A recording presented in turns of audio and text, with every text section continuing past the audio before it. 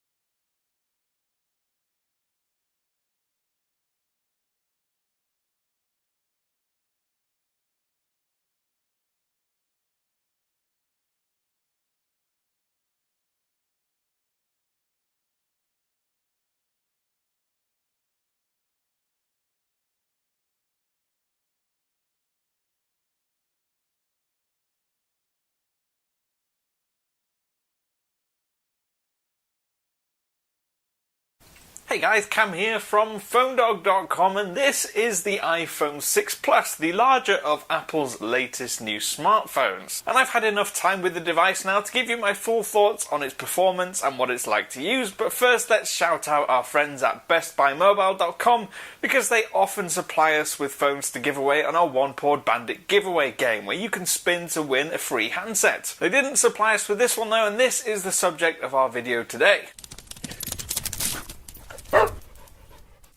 There's no denying that the iPhone 6 Plus is big. It's 158.1mm long, which means it's one of the longest phablets on the market right now, at least when you compare the 5.5-inch models. It's even longer than the HTC Desire 816, but despite it being longer than most phones on the market, the 6 Plus is comfortable to hold thanks to its ultra-thin profile and rounded edges. It is only 7.1mm thin. Its shape, finish and feel are about as far from the last generation of iPhone, while keeping everything that made it an iPhone. The volume buttons on the left-hand edge have changed design somewhat, and the power button has been relocated to an easier to reach part of the phone on the right-hand edge. The glass curves are particularly pleasing on the edges of the display, and there's an elegance and perfectionism in hardware design you just don't really get with any other manufacturer. Despite the design being elegant and really nice to look at, and actually really nice to hold in your hand, there are a couple of things that I didn't like. I don't like the plastic antenna bands on the back, and I don't like the protruding camera. I can't help but feel that Apple should have kept the glass panels from the iPhone 5S on the top and the bottom to hide the plastic bands like it did in the last generation. I also can't help but feel that if they had made the device a little bit thicker, they didn't need to have that protruding camera. But those are my only two complaints with the design. It is a fantastic looking phone and it feels fantastic in hand. Then we get onto the display, and it's no exaggeration to say that it's easily one of the best displays on the market. It might not be the highest resolution, being a full HD 1080p panel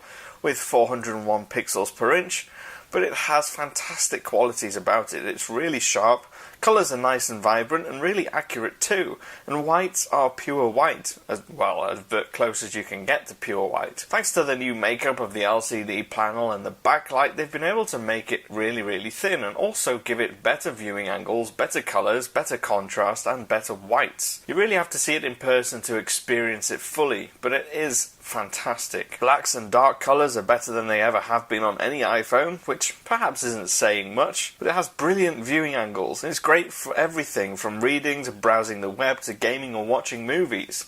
It performs fantastically well at all those tasks. Now, in years gone by, the camera on the iPhone has always been one of those market-leading performers, at least when you compare it to other regular flagship smartphones. Discounting the Nokia Lumia range with their PureView cameras, the iPhones have generally been the best on the market, even if they haven't had the most number of pixels. And again, Apple's decided to stay with its 8-megapixel sensor, improving its quality rather than improving the number of pixels on the sensor. And they've added phase detection autofocus to the iPhone 6's camera. It's a DSLR type technology, and it essentially means that it focuses easily and quickly to pretty much anything. And it is fast. It takes pictures quickly, and because of its phase detection autofocus coupled with the optical image stabilization, it doesn't seem to matter if you're walking or moving, or if your subject's moving a little bit, you tend to get a lot less blur than what you would on any camera before. And it's not just the sharpness and the focus that makes this camera good, the colours are fantastic too. They really give a sort of vibrancy off that I haven't seen on an iPhone camera before. Colour accuracy is great, sharpness is great, contrast is good, tone is good.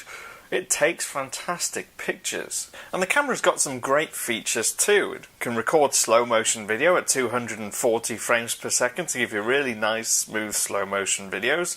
Also has 1080p HD video recorded at 60 frames per second, and that's in addition to the usual time-lapse, panorama and square photo modes. What that means again then is Apple has created a phone with one of the best cameras on the market right now. But the design, display and camera aren't all that make the phone.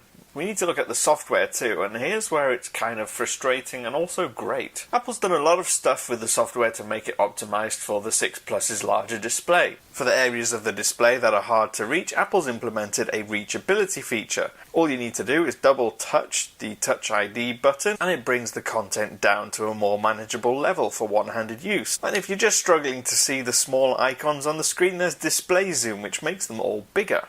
Apps like Messages and Email can be turned landscape, and you get a 2-panel display where you get your inbox on the left and your message conversation on the right. And also on your home screen you do get a new horizontal view on the home screen, which we've not had before. There's also extra keys on the keyboard when you're texting. All this stuff is great, but it's not perfect, and that's mostly down to third-party developers. Most of them haven't updated their apps yet to be compatible with the larger screen, so everything just looks like a really big blown up version of the app that was before. But then I can't really complain at Apple for that. This is the third parties that really need to get their software updated. But once they do, the experience is going to be virtually flawless. But the performance of the phone itself has been a sort of tale of two cities. In the initial software, before we updated to 8.0.2, I noticed a lot of stutter. I also noticed a lot of times when the software just wouldn't respond to anything I was doing. It wouldn't respond to my touches on the screen, and that was quite frustrating. Sometimes you'd find apps would get stuck in landscape mode even after turning it back to portrait, but these bugs are being ironed out slowly, and since the most recent software update I haven't had many complaints at all. It's fast, it's fluid, it deals with all the tasks really well, and benchmark performance tests that we've done have shown the iPhone 6 and 6 Plus to be some of the best performing handsets on the market. When you consider that it's powered by a dual-core 1.4 GHz processor, then the performance really does kind of hit home that Apple's done a great job engineering the software to make the best use of the hardware. Perhaps the biggest update for me for the iPhone 6 Plus is the battery life. I have never had an iPhone that can get through an entire day of solid use. When I'm out and about, I generally have to take a battery pack with me because by the time I get to tea time, the battery's dead. With the iPhone 6 Plus, that has not been the case. The battery itself is a 2,915 mAh battery. In my last week to 10 days of testing, I've been able to get 9 hours use out of the phone at least, with every full charge.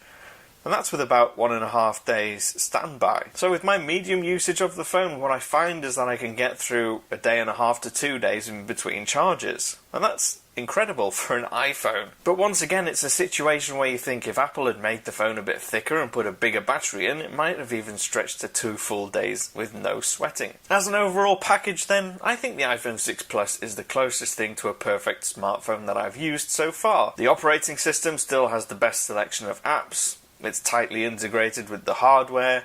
It performs really well, it's got a fantastic camera, a great display, and it's the perfect size for me. I really like the larger screen phone, so for me the 6 Plus is the better of the two new iPhones, but I know that's not going to be the case for a lot of you. If you want a big device and you like the larger screens, go with the iPhone 6 Plus, otherwise go for the iPhone 6. Because it really is just a shrunken down version of the same device that offers the same performance in most aspects. I've been Cam, I'm at PhoneDog_Cam on Twitter. You can follow me, ask me any questions on there, or use the comments down below. As Apple delivered this year, let me know your thoughts, I've given you mine.